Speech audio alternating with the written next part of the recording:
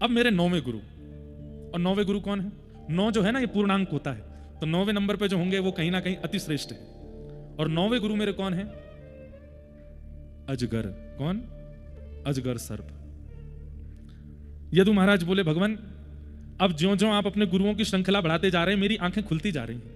ये आप अजगर से क्या सीख बैठे हैं जो आपने उनको अपना गुरु बना लिया? तब यदु महाराज श्री दत्तात्रेय जी कहते हैं, बोले तुम्हें पता है सर्पों में सबसे ज्यादा विशाल सर्प होता है अजगर। बोले हाँ, वो खाता क्या है?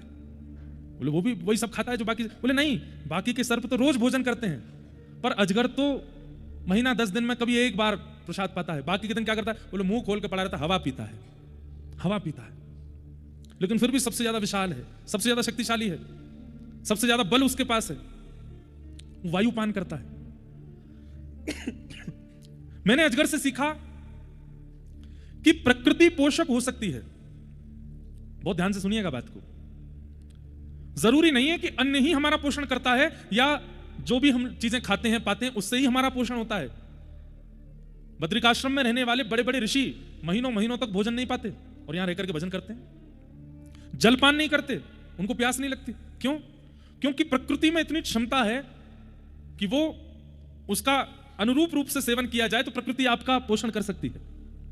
वो योग का विधान है। योग के रूप से रहा जाए तो सूर्य को इतनी देर देखना है, चंद्र को इतनी देर देखना है, वायु को इतनी देर ग्रहण करना है, अग्नि के पास इतनी देर बैठना है, जल का ऐसे सेवन करना है, उसका एक नियम है। अगर केवल पंच तत्वों के ही आसपास व्यक्ति रहने लगे तो उसे अन्न की आवश्यकता नहीं, उसे वही पोषक बना सकते हैं। और पोषक होते हुए भी वो अत्यंत बलवान भी हो सकता है, जैसे एक अजगर।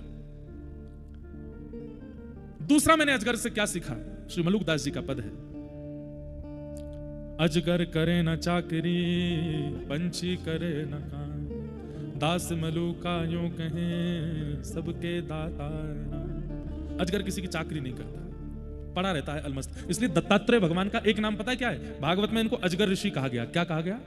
अजगर ऋषि।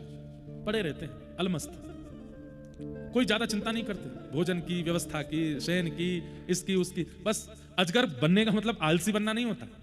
अजगर बनने का मतलब है कि मैं स्वाभिमानी हूं, किसी के द्वार पर नहीं जाऊंगा मांगने के लिए, कुछ कहने के लिए। ये मैंने अजगर से सीखा। ये मेरे 9वें गुरु हैं, इसलिए दत्तात्रेय जी को अजगर ऋषि कहा गया। वो किसी के सन्मुख नहीं जाते, वो ज्यादा विचलित नहीं होते किसी वस्तु के ना मिलने पर, अजगर की तरह रहते हैं।